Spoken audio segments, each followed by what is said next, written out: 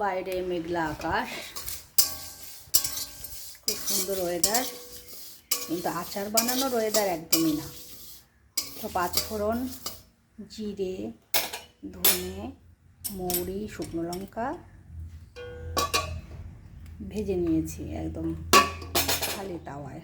এবার নামিয়ে নিচ্ছি। আর এগুলো বুনো আমরা, কদিন পরে আবার শক্ত হয়ে যাবে।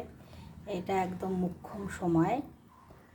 তো বৃষ্টি হচ্ছে বাইরে, ভেবেছিলাম একটু হলুদ লবণ দিয়ে একটু একটা রোদ দিয়ে নেব, তা সেটা হলো না। তো এই যে মশলা নামিয়ে দেওয়ার পরে এগুলো দিয়ে দিলাম। জল যেটুকু আছে একটু শুকনো ন্যাকড়াতে একটু মুছে নিলেও হয়। আমি একদম লো ফ্লেমে গায়ে গায়ে যে একটু জল আছে জলটা এইভাবে টানিয়ে নিচ্ছি। জলটা টেনে গেছে, দিয়ে দেবো লবণ অনেকটা পরিমাণে। এবার দিয়ে দিচ্ছি হলুদ। এবার দেবো শুকনো লঙ্কার গুঁড়ো।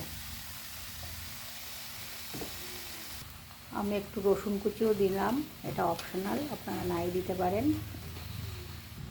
এবার দেব খাঁটি সর্ষের তেল, বেশ খানিকটাই লাগবে।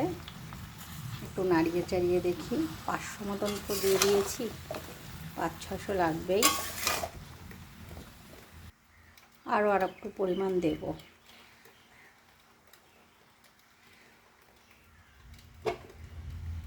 আর এদিকে বেশ কটা কাঁচা লঙ্কা এইভাবে দিয়ে দেব।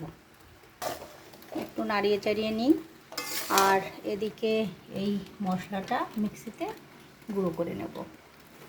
আমি পুরো মিহি করিনি, একটু এইভাবে আধ ভাঙা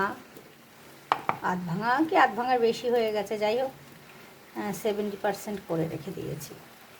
আর এদিকে ফ্লেমটা একটু বাড়িয়ে দিয়েছি, বাড়াতে থাকছি। রোদে দেওয়ার ঝামেলা ছাড়াই বানিয়ে ফেলছি। আর এই আচারটা খেতে কিন্তু রুটির সঙ্গে, পরোটার সঙ্গে, ভাতের সঙ্গে দারুণ যায়। আমড়াগুলোর কালার চেঞ্জ হয়ে গেছে, গলতে শুরু করে দিয়েছে।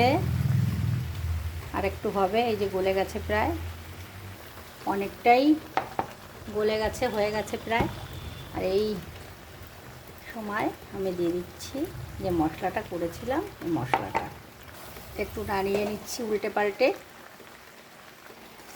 এই আচারটার আমি লোভ সামলাতে পারি না, এত ভালো লাগে পরোটার সঙ্গে খেতে।